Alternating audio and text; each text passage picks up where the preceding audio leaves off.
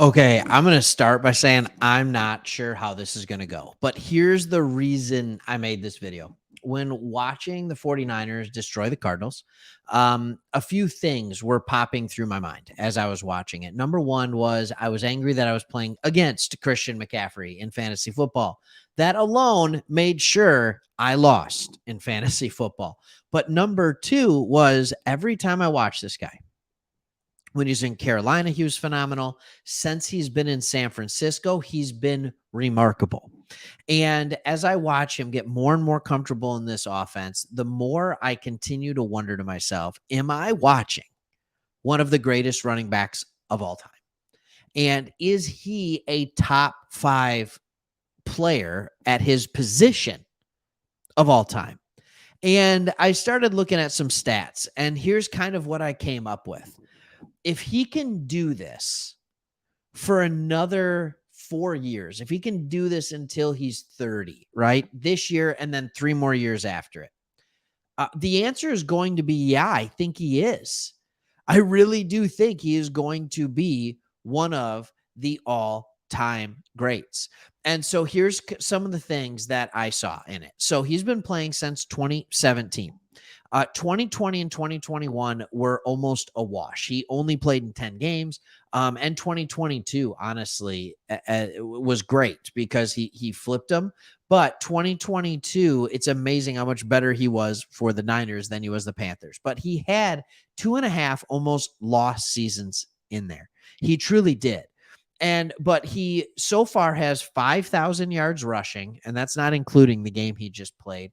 And he has almost 4,000 yards receiving.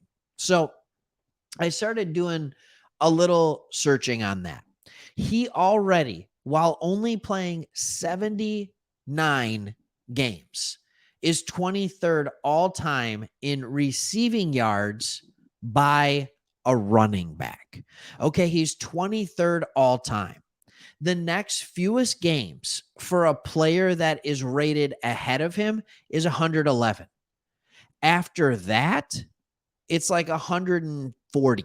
Like, it's just absolutely ridiculous. Everybody else on this list, and Alvin Kamara has played 10 more games than him and is lower on the list. He's also a couple years older. He averages 50 yards receiving a game. He averages 50 yards receiving a game, and he averages 65 yards rushing a game. Of all the players on this list that are ahead of him, the only players that have averaged more rushing yards per game are Marshall Faulk, Tiki Barber by 2, LaDainian Tomlinson, and Walter Payton, and Thurman Thomas. That's it. Oh, and Ricky Waters. Those are good running backs. So if he can continue to do it, the only thing that's going to get in his way is total games.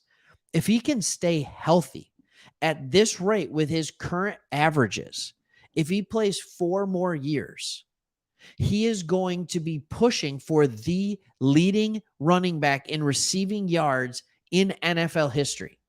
And he will be pushing 10,000 yards running. So,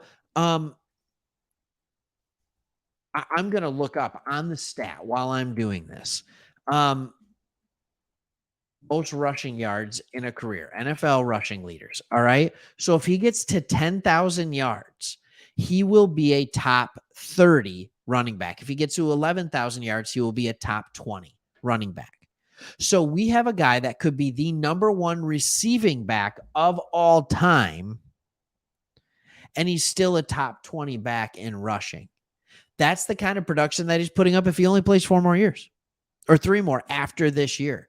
He is already putting up these kinds of numbers. So I think you have a legitimate argument to say it. So what are the other players that can have this argument, right?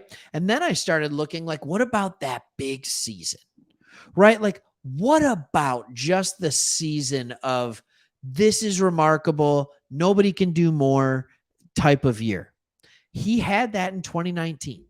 He had 2.4 thousand total yards in 2019.